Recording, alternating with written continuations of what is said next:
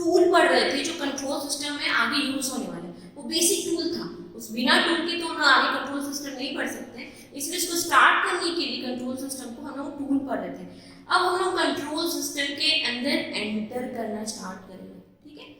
तो before starting the control system हम लोग थोड़ा सा एक और चीज पढ़ लेते हैं। हम लोग क्या क्या फंक्शन पढ़ चुके हैं, तो हम लोग पढ़ चुके हैं डेल्टा फंक्शन, दूसरा यूनिट स्टेप फंक्शन, तीसरा रैंप फंक्शन और पैराबोला। इसके अलावा भी हम लोग बहुत कुछ पढ़ चुके हैं, लेकिन फिलहाल ये 4 टाइप का हम लोग सिग्नल लिए थे। ये इसका coefficient, this is coefficient of the signal. Delta T का जो कोएफिशिएंट है बच्चों, वो रिप्रेजेंट करता है area. The coefficient of delta T will represent area. The coefficient of unit step will represent step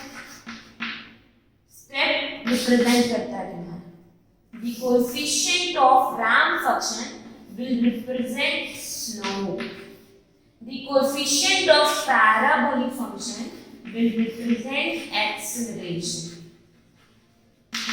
ठीक है, this is the representation of coefficient of the function. ठीक है, तो ये 4 फंक्शन हम पढ़ चुके हैं। अब देखो, डेल्टा टी से यूटी जाना हो तो हम डेल्टा टी को अगर इंटीग्रेट कर दें तो यूनिट स्टेप पे पहुंच जाएंगे। यूनिट स्टेप को इंटीग्रेट करेंगे तो रैंप में पहुंच जाएंगे, रैंप को इंटीग्रेट करेंगे तो पैराबोलिक।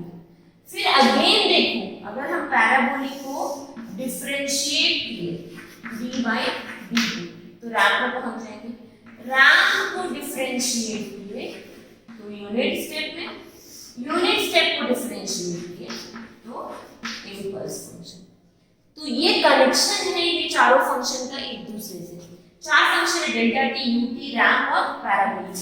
कोएफिशिएंट टी की क्या बताता है, एरिया, ये स्टेप बताता है, ये स्लोप बताता है और ये एक्सेलरेशन बताता है। डेल्टा टी से यूटी जाना है तो इंटीग्रेट, यूटी से रैंप में जाना है तो इंटीग्रेट, और रैंप से पैराबोलिक अगर जाना है तो इंटीग्रेट करेंगे। पैराबोलिक फंक्शन से रैंप में मतलब अगर उल्टा आना हो तो इधर से इधर जाना हो तो इंटीग्रेशन, और वापस इधर से इधर जाना हो तो डिफरेंशिएशन। बच्चों ये इंपॉर्टेंट है, दिस इज इंपॉर्टेंट, ये ध्यान रखना। ये जो तुम्हारा पूरा फंक्शन है ये बहुत ही इंपॉर्टेंट है, इसका रिलेशन इज वेरी इंपॉर्टेंट। ठीक, तो ये बेसिक था। अब स्टार्ट करते हैं ट्रांसफर फंक्शन।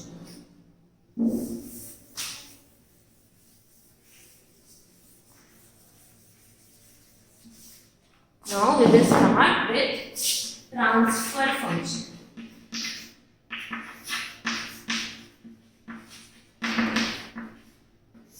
तो क्या होता है ट्रांसफर फंक्शन? चलो हम एक सिस्टम लिए, जैसे हमारा कोई सिस्टम, इसमें हम एक इनपुट दिए और एक हमारा आउटपुट दिया। इस इनपुट को हम रिप्रेजेंट किए आर एस से और इस आउटपुट को रिप्रेजेंट किए सी एस से। जितना भी हम लोग पढ़ेंगे transfer function will B S domain, मतलब फ्रीक्वेंसी डोमेन में पढ़ेंगे। जितना भी हम फंक्शन पढ़ेंगे विल बी फ्रीक्वेंसी डोमेन, क्योंकि हम अभी तो लैप्लास सीखे हैं ना बच्चों। लैप्लास क्या है? लैप्लास क्या है? फ्रीक्वेंसी डोमेन में एनालिसिस कर रहे थे, तो आरएस, ये सीएस और इसको ले लिए जी ऑफ एस। दिस इज तुम्हारा जी ऑफ एस। तो अगर हम लोग को आउटपुट को लिखना हो सीएस विल बी लिख सकते हैं ना RS into GS, then GS क्या है तुम्हारा मतलब सिस्टम, तो GS will be equal to CS by RS. तो किसी भी ट्रांसफर फंक्शन को कैसे डिफाइन करोगे?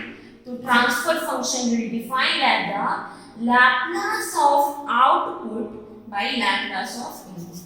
Any transfer function will define as the Laplace of output to the Laplace of Laplace। तुम डायरेक्टली नहीं बोल सकते हो transfer function will be output by input, नहीं, ये गलत हो जाएगा। Transfer function will define as the Laplace of output of the function to the Laplace of input। This is तुम्हारा ट्रांसफर फंक्शन, ये होता है ट्रांसफर फंक्शन। ठीक है, नेक्स्ट आते हैं हम लोग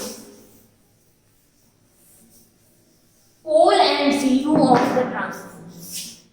Pole and zeros of the transfer function।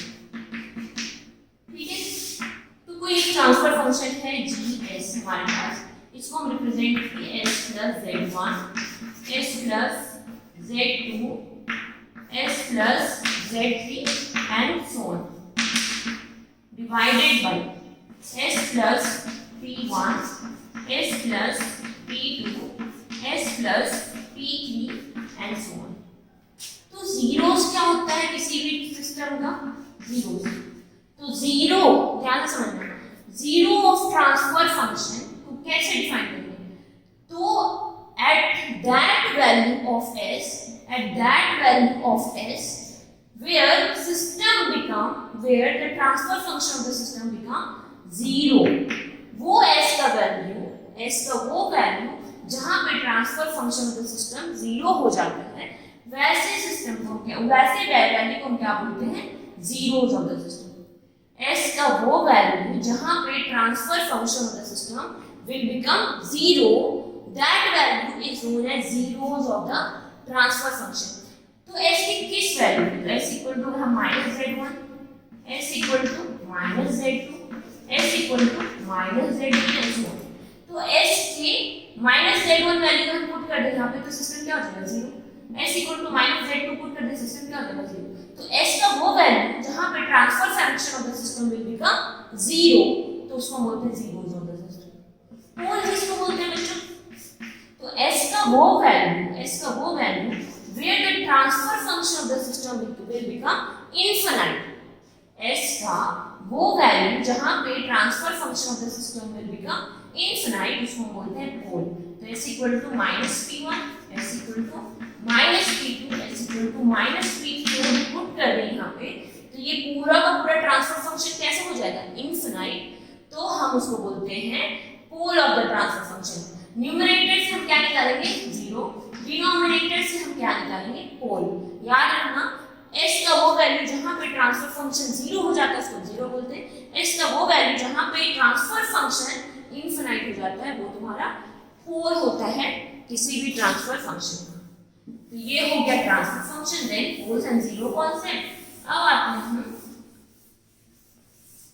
Type of the system. Type and order बहुत इंपॉर्टेंट है। टाइप और ऑर्डर बहुत ज्यादा इंपॉर्टेंट है।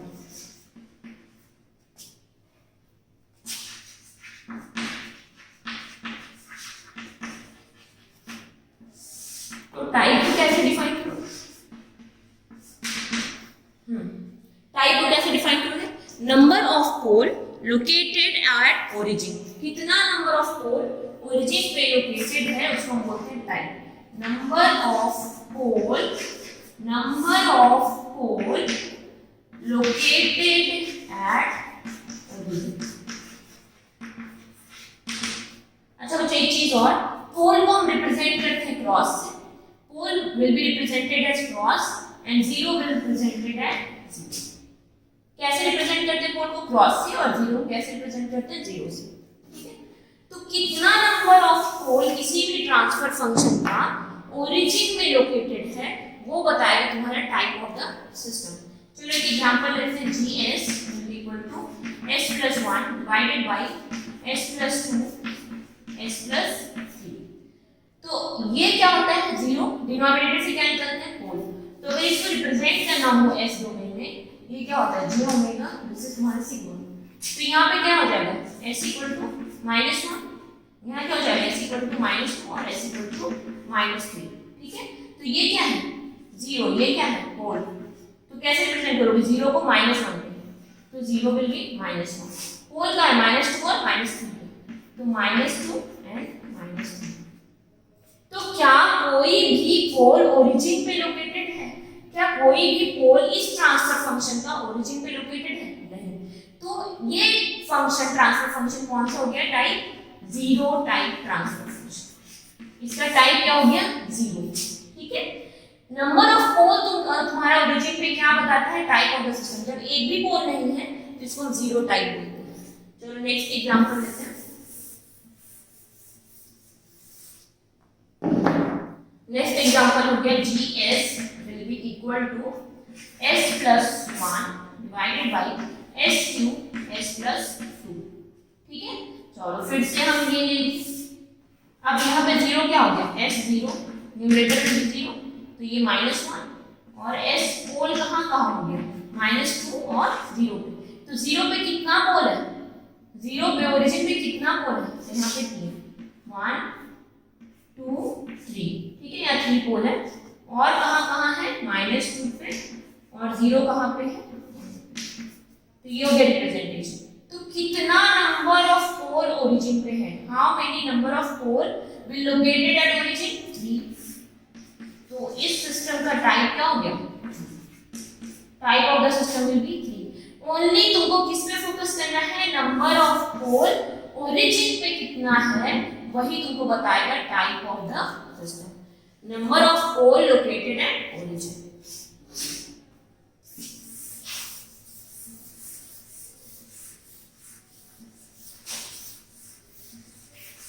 नेक्स्ट आते हैं ऑर्डर ऑफ द सिस्टम, ठीक है, ऑर्डर ऑफ द सिस्टम। पहला हो गया टाइम, नेक्स्ट हो गया ऑर्डर। तो ऑर्डर क्या होता है, तो total number of pole of the system, total number of pole कितना है सिस्टम में वही तुमको बताता है ऑर्डर, ठीक है। टाइप क्या था, number of pole located at origin, वो तुमको टाइप बताता था। अब टोटल नंबर ऑफ पोल कितना लोकेटेड है सिस्टम में वो तुमको बताएगा ऑर्डर ऑफ द सिस्टम, ठीक है। तो चलो हम एक एग्जांपल लेते हैं, GS CS by RS S+1 divided by S+2 S+3। तो कितना नंबर ऑफ पोल है पूरे सिस्टम में, 2। तो ऑर्डर कितना हो गया, ऑर्डर कितना हो गया,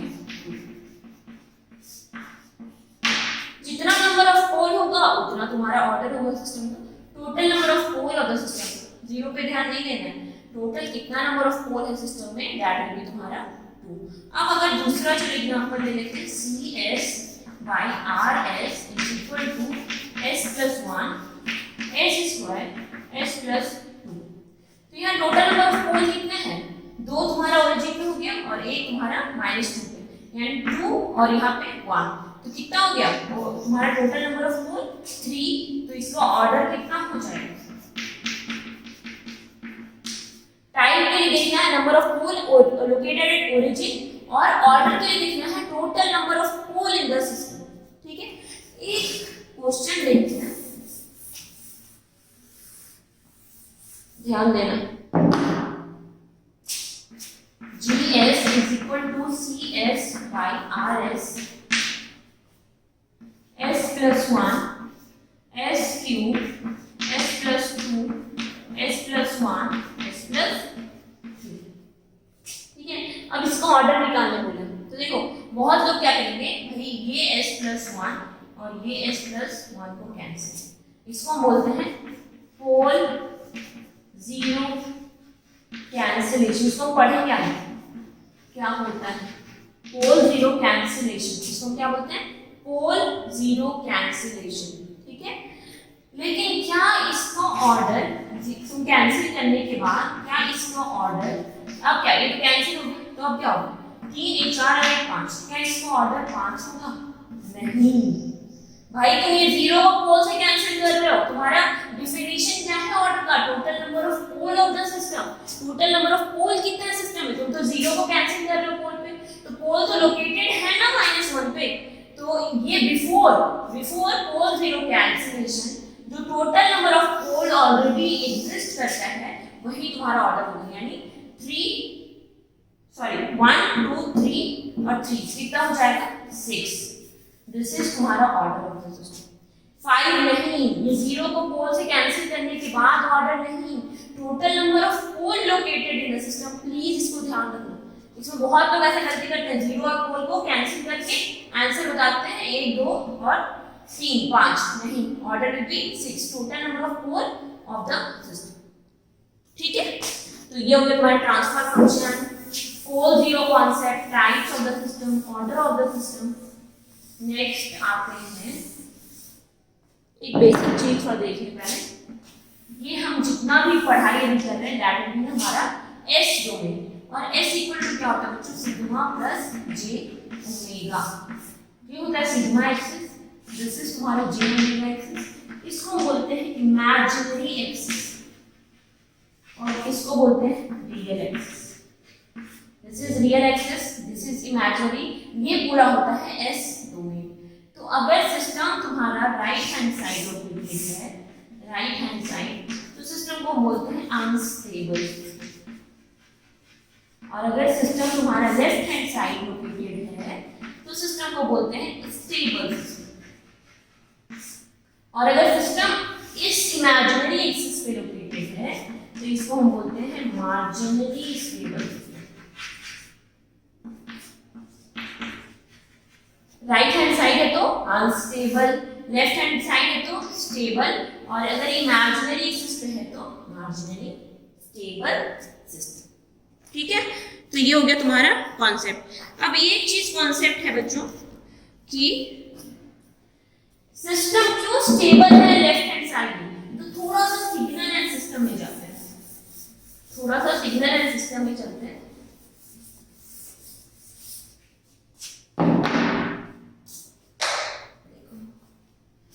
सिग्नल एंड सिस्टम में हम लोग दो टाइप का लैप्लास ट्रांसफॉर्म करते हैं, पहला एक बाइलैटरल और दूसरा यूनिलैटरल। बट कंट्रोल सिस्टम में जो हम लोग लैप्लास ट्रांसफॉर्म करते हैं वो सिर्फ और सिर्फ क्या है, यूनिलैटरल लैप्लास ट्रांसफॉर्म। ठीक है, तो यहाँ पे हम देखेंगे, देखो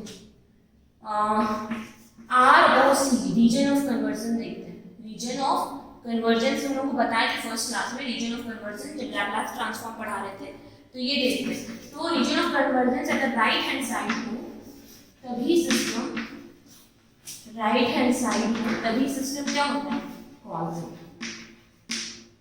and if ROC consist J omega axis, if ROC consists J omega axis तभी सिस्टम क्या होता है, stable.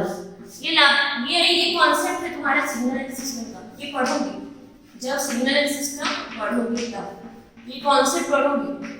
ROC right hand side, हम लोग जितना भी सिस्टम पढ़ते हैं कंट्रोल सिस्टम में वो कैसा सिस्टम पढ़ते हैं, राइट हैंड साइड यानी कॉजल सिस्टम के लैप्लास ट्रांसफॉर्म निकालना है। दूसरा यहाँ पे क्या बता रहा है कि ROC consist J omega axis तभी सिस्टम स्टेबल है। अब देखो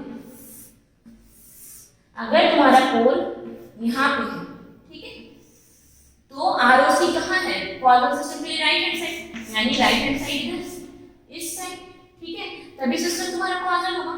लेकिन क्या ये सिस्टम स्टेबल है, क्या सिस्टम स्टेबल है, नहीं स्टेबल है।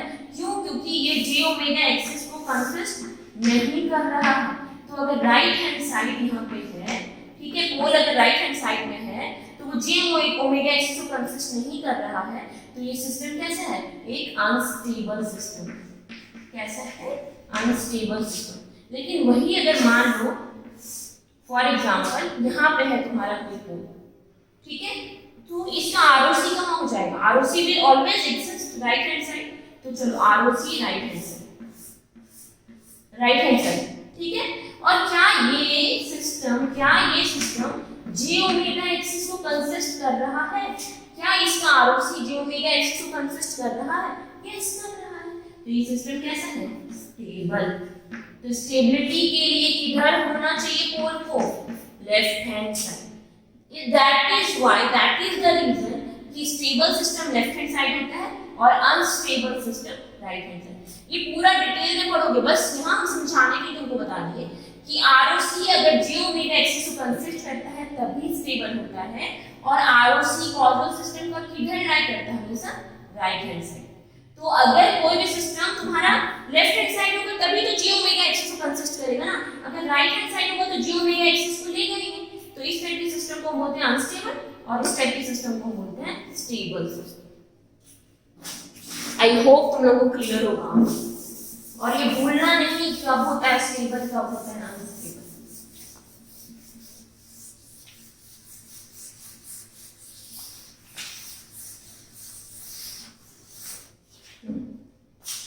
नेक्स्ट हम लोग आते हैं सिस्टम। तो हमारे पास कितना टाइप का सिस्टम है,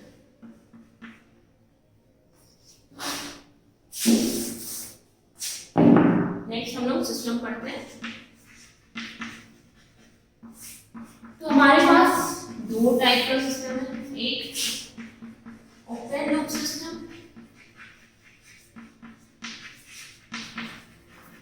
और दूसरा क्लोज लूप सिस्टम।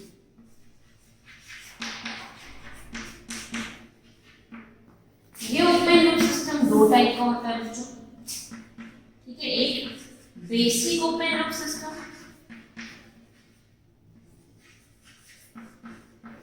और दूसरा general open loop system.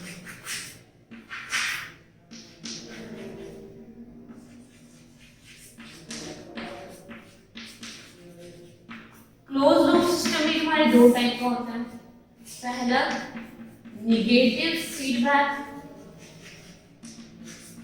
Close loop system और दूसरा positive feedback.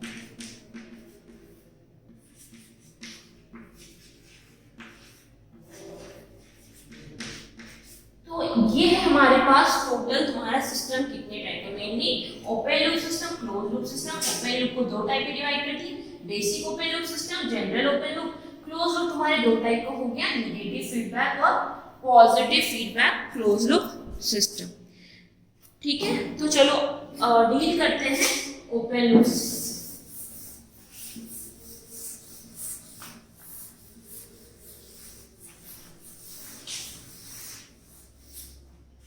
Open loop system as name suggest, ये नाम ही बता रहा है तुम्हारा कि जो तुम्हारा ओपन लूप सिस्टम होगा, open loop system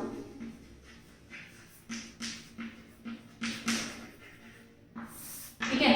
open loop system को कैसे डिफाइन करते हैं, बहुत जनरल डेफिनेशन इससे ये बोल देते हैं कि open loop system that type of system which does not have any type of feedback, जिसमें कोई भी फीडबैक नहीं होता है, वो ओपन लूप सिस्टम होता है। जनरली ऐसे ही डिफाइन करते हो, बट देखो अगर इसका डेफिनेशन समझो तो इसको हम किस तरह से और डिफाइन कर सकते हैं।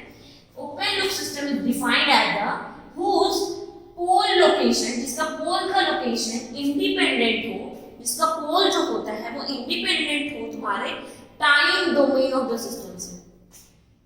The open loop system is defined as whose location of pole is independent of time domain parameter, जो टाइम डोमेन पैरामीटर से इंडिपेंडेंट हो। अब टाइम डोमेन पैरामीटर कुछ भी, टेम्परेचर ले लो, ह्यूमिडिटी ले लो, प्रेशर ले लो, कुछ भी ले लो, जो भी तुम्हारा डिपेंड नहीं करता है उस पे टाइम डोमेन पैरामीटर पे, वही होता है ओपन लूप सिस्टम। एक तो जनरल ये हो गया कि भाई जिसका फीडबैक नहीं होता, तो पहला तो पॉइंट यही हो गया कि नो फीडबैक, और दूसरा जो डज नॉट डिपेंड ऑन, जिसका पोल जो होता है does not depend on time domain parameter.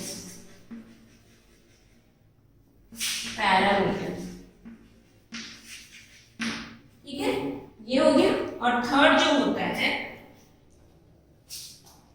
ये रिलायबल नहीं होता, नॉट रिलायबल, बट ये सिस्टम स्टेबल होता है, हाईली स्टेबल।